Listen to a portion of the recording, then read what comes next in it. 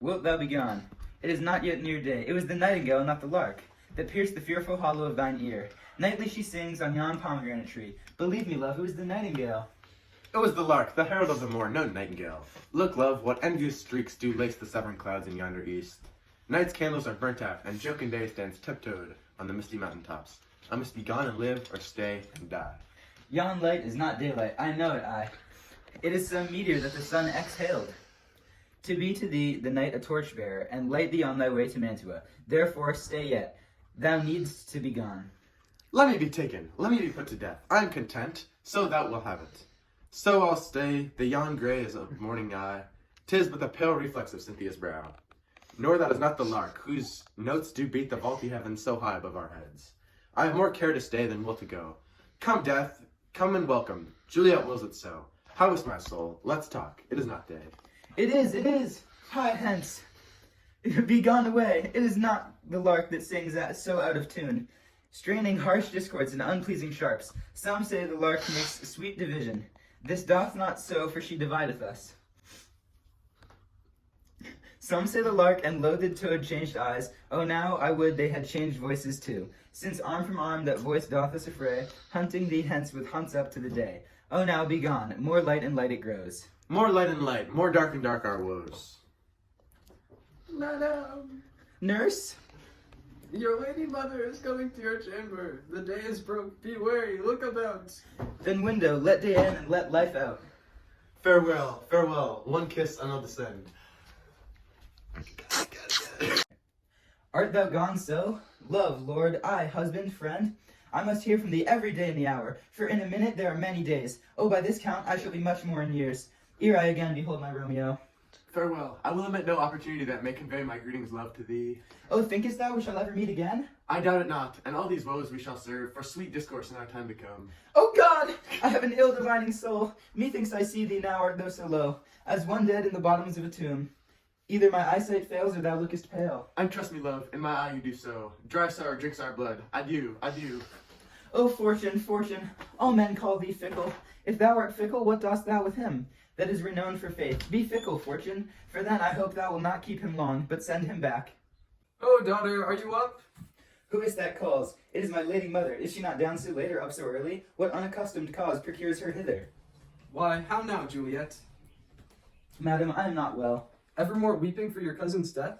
What, wilt thou wash him from his grave with tears? And if thou couldst, thou couldst not make him live. Therefore, have done. Some grief shows much of love, but much of grief shows still some want of wit. Yet let me weep for such a feeling loss. So shall you feel the loss, but not the friend for which you weep.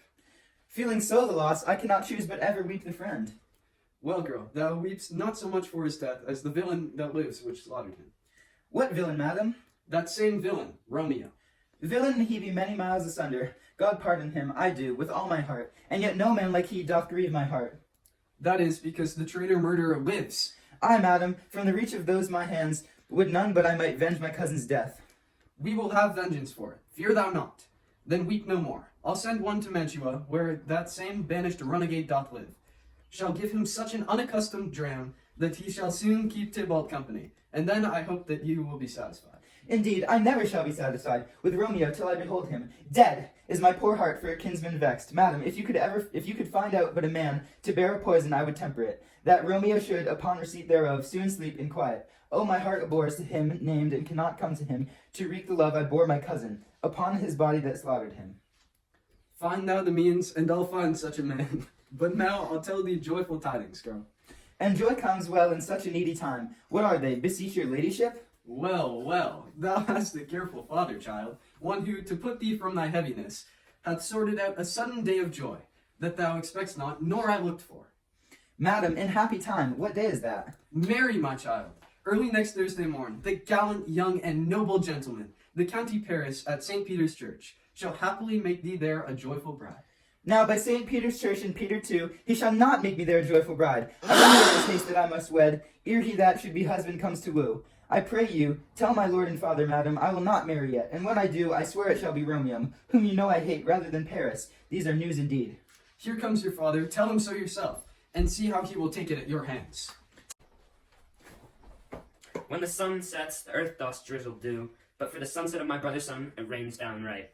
How now, conduit girl, what still in tears, evermore showering, and one little body that counterfeits a bark, a sea, a wind, for still thy eyes, which I may call the sea, do ebb and flow with tears. The bark thy body is, sailing in the salt flood, the winds thy sighs, who raging with thy tears, and they with them, without a sudden calm, will overset thy tempest-tossed body. How now, wife, have you delivered to her our decree?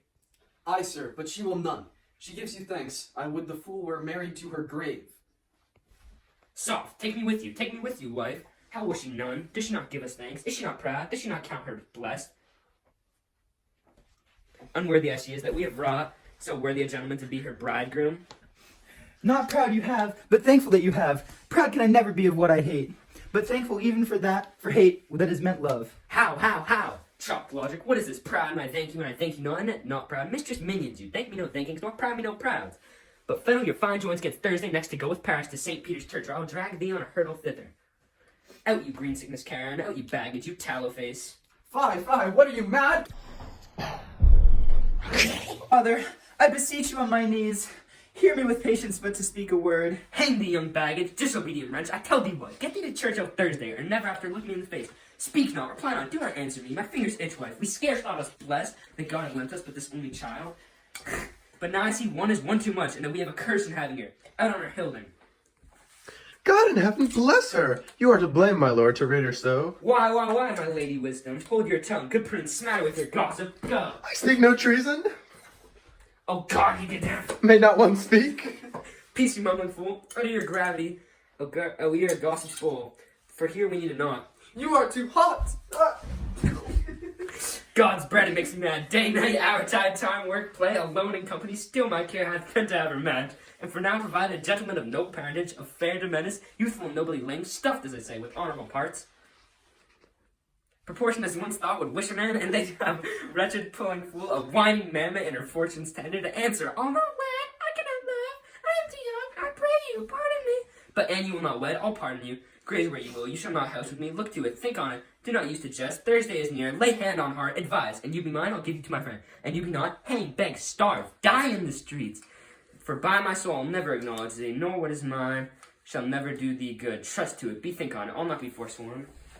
Is there no pity sitting in the clouds that sees in the bottom of my grief? O sweet my mother, cast me not away. Delay this marriage for a month, a week. Or if you do not, make the bridal bed in that dim monument where Tybalt lies. Talk not to me, for I'll not speak a word. Do as thou wilt, for I have done with thee. O God, O nurse, how shall this be prevented? My husband is on earth, my faith in heaven.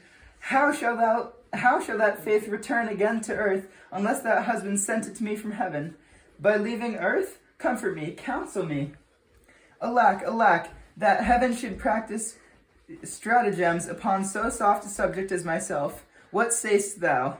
Hast thou not a word of joy? Some comfort, nurse? Faith, here it is. Romeo is banished, and all the world to nothing that he dares never come back to challenge you.